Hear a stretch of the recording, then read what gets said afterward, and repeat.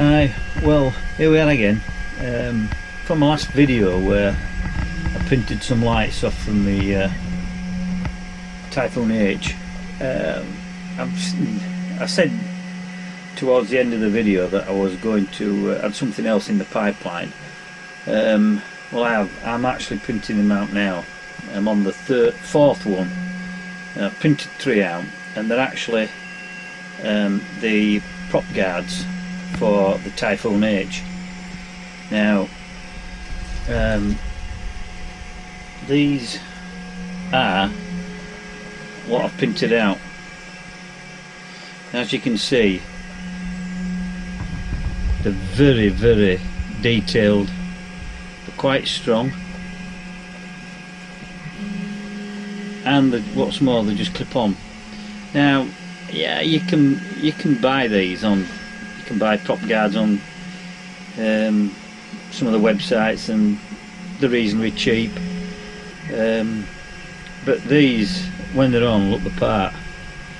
They match the drone.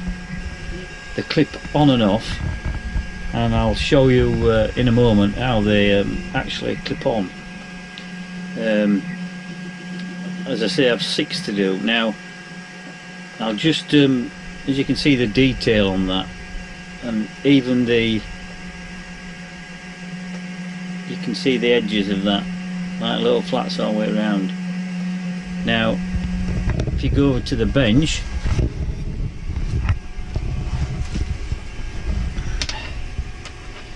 you can see them even. You see I've printed 3 so far, and they are all absolutely perfect.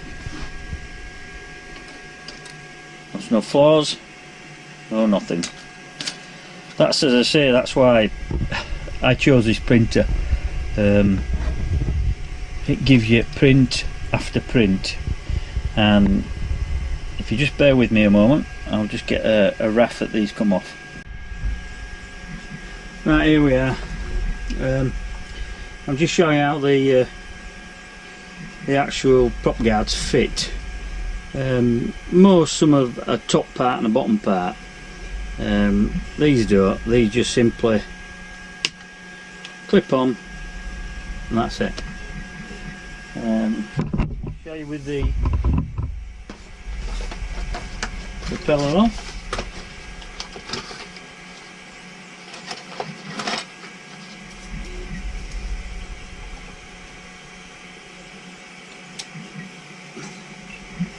There we go. You can just see, don't interfere with the blade. The blade is about approximately 10mm above the ring of that, and as you can see, quite sturdy. But whatever prop guards you've got on, if you have an hard enough crash, something's going to break. I've designed these that if you have a hard enough crash, because what I was in fear of is if you've got a prop guard that's actually clamped both sides, then you're hoping that if it's that strong that when you have a crash, nothing takes the impact except the arm and the motor. I didn't like that idea. I'm not saying it's wrong, but I didn't like that. I know if this has an hard enough crash, this will take the impact, and then if it's a substantial impact, that will come off. Now as that comes off, majority of the time this is stopped, but it will not put any stress on the arm whatsoever. And as I say, I do a lot of I like to fly in and out of trees, sort of, especially when the trees are blossoming. If you can find a set of trees. Now what you find is you brush up against a branch here, and it saves you hitting it with your propeller. So it's, and it don't, there's no effect with it with the lift or anything like that. And you don't want them on, clip them off. Want them back on, put them back on.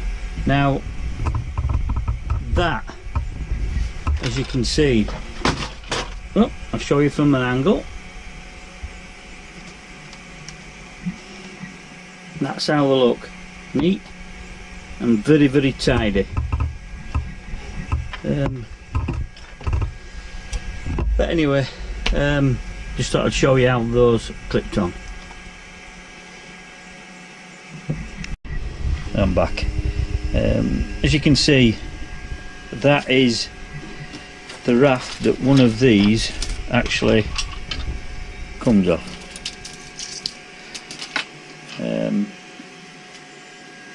There you go.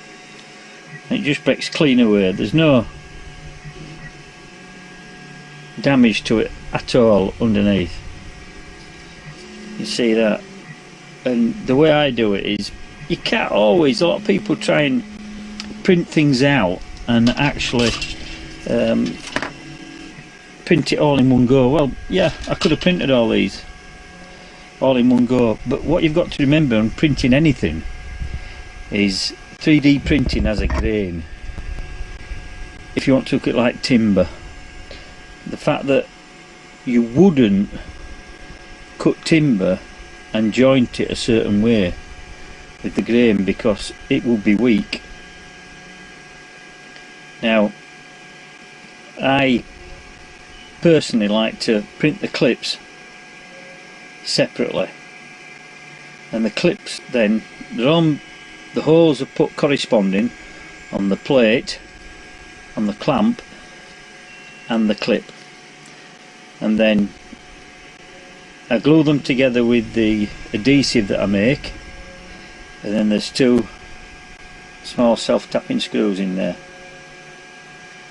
and they actually hold the joint, because no matter how you would print that, you're not forced to print it the strength wise for the clip. The clips are actually printed like that. You can see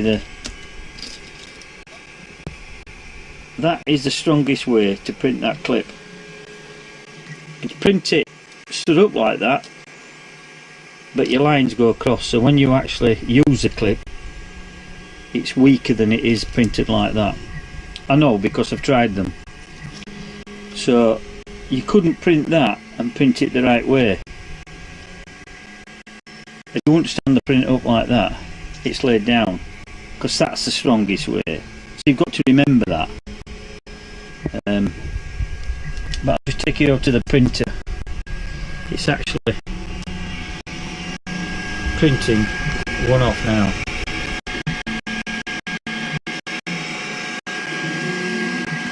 Now these take 4.5 hours to print each one. So as regards, not a lot of material in that respect, but as regards cost wise, time, to do 6, that's 24 hours plus. But I know that what I have here, no one else has.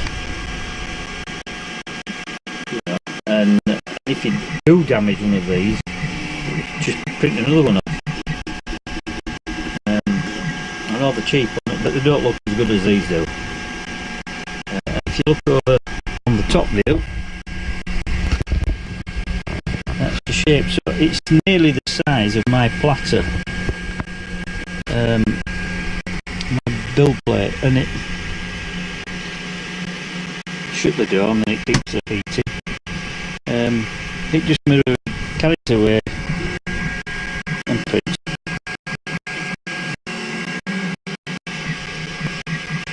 And that's what I say about this printer, is the fact that it does what it says. It's expensive, yes it is, but I've had people email me and say, well, I bought this particular printer and it wasn't that good, so I've tried another one. And add the price up of the two printers, and you're well on the way to paying a little bit more out and getting one that will do every job that you need, actually. Obviously you're getting up to the extent of the build plate, size wise, but I know when this will release and I'll get a perfect print. Then the part will be fine, no cleaning up to do, and I'll then set it running and do another one. At the end of the day, it's whatever you feel happy at the results, and I'm not saying that people should buy expensive printers. There's a lot of good friends of mine have cheaper printers and they're fine. It's what everybody wants. As I say, I would like to get my hands on a Zortrax M200 Plus, but I just can't afford it. See what difference the prints come off on these. I'm actually on with at the moment printing some clips. I've just installed a new dash cam in my car, and unfortunately it's so complicated in the car that I've got that you can't start taking panels off in order to hide the cabling. So what I've done is that the cabling's external as little as I need to show really, but there's no way of fastening it. So what I've done is I've drawn some clips up and I shall print them off after this, and they'll hold the cable and then just push in between the small gaps that are there in between the two coloured dashboard parts and hold the cable there. So you know, when you've got one of these 3D printer, you can, oh I know, I need this, and print it off.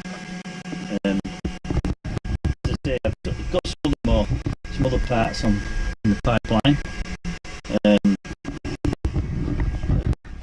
I'm round to doing with it being Christmas and that, and this is sort of just a quick video. I just want to show the parts of the drone in place. I did acquire myself, my wife bought me a lovely Christmas present. She bought me the Skyview PV goggles from Yuneec, and I've had them out once. Brilliant, they really are good. The only downfall I found was the fact that because I wear glasses for reading, and unfortunately don't come with, so you can fit internal lenses like some of the other ones, the other models that you can get. What I've had to do is I went down to my local pound shop and bought a lot of glasses, different shapes, spent about £10 on different lenses and different strengths, and to put glasses on, because you can get glasses, you can wear glasses quite comfortably with the actual headset on. That wasn't something that worked, because the front lens inside is like split in the centre. If you don't get the right glasses, it can distort a little bit. So it cost me £1, well actually £1.49 for a pair of glasses, and the strength is about 2.5, and perfect.